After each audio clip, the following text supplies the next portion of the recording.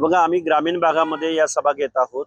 जातनिहाय जनगणना झाली पाहिजे, ओबीसीनी एकत्रित आलं पाहिजे. आपलं जे आरक्षण संपवलंय, आपलं जे आपल्याला बजेटरी तरतूद करत नाहीत, आपल्या मागण्या मान्य करत नाहीत, आपल्या वेगवेगळ्या जात समूहांच्या नावानं जी आर्थिक विकास महामंडळ या शासनानं घोषित केली, त्याला अध्यक्ष भेटत नाही, त्याला कार्यालय भेटत नाही, त्याला एक साधा शिपाई सुद्धा भेटत नाही, त्याला बजेट भेटत नाही. पण जरांगेंनी आंदोलन जाहीर केलं की त्यांना 750 कोटी रुपयांची घोषणा होते, त्यातले 150 कोटी रुपये लगेच त्यांना वर्ग होतात. म्हणजे ओबीसीच्या बाबतीमध्ये जो दुजाभाव या महाराष्ट्र शासनाच्या माध्यमातून होतोय, त्या बाबतीमध्ये आम्ही ओबीसी बांधवांना जागृत करत आहोत. आणि जातनिहाय जनगणना झाली पाहिजे यासाठी आम्ही 100 सभा घ्यायचं नियोजन केलेलं आहे. त्यामधल्या आता जवळजवळ 7-8 सभा झालेल्या आहेत. आज आम्ही देऊळगाव राजा तालुक्यामध्ये आहोत.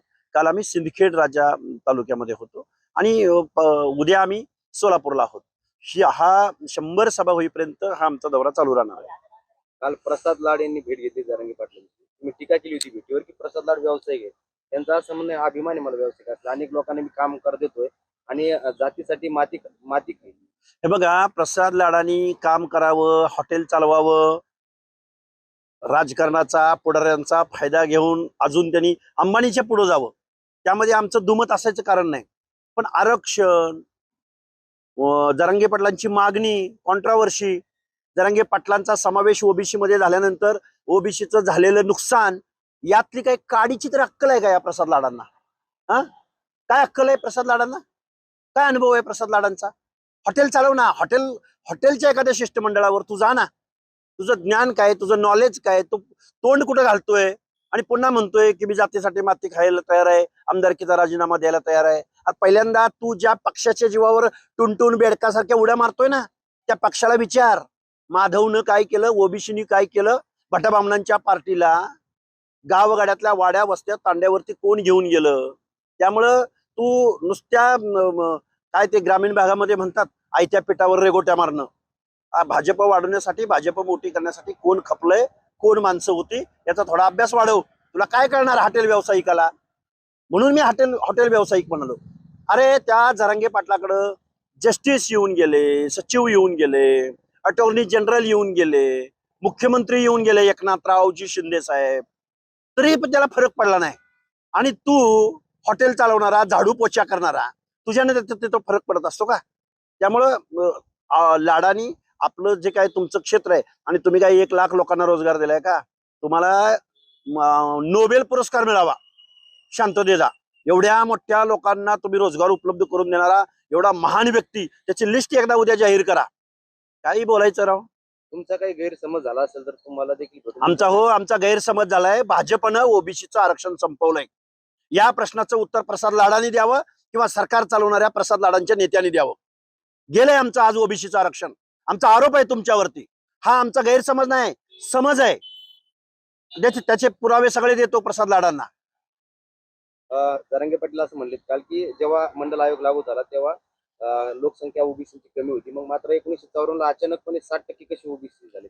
अरे ती इंग्रजांनी, अरे जरांग्या खुळखुळ्या, तुला अक्कल नावाचा प्रकार नाही. ही जी आकडेवारी सांगितली जाते ती 1931च्या इंग्रजांच्या कास्ट वाईज सेन्ससच्या आधारावर सांगितली जाते. त्यामुळं 1960च्या लोकसंख्येचा बेस आहे आणि नॅचरल जी संख्या वाढते तीच असणार ना. त्यामुळे जरांगेला आणि काय म्हणतो तू, मंडल आयोग आणि ही या जाती न अभ्यास करता गेल्या. अरे 9 जजेसचं खंडपीठ बसलं होतं.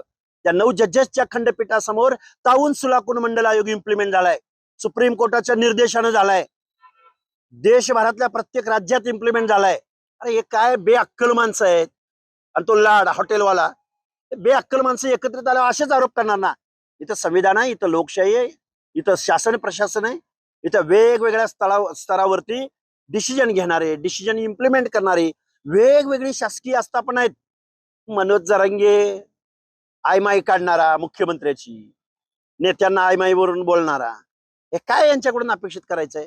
आम्ही चाललोय महाराष्ट्रातला ओबीसी आम्हाला एकत्र करायचंय, भटक्या विमुक्त जाती जमातीला एकत्र करायचंय.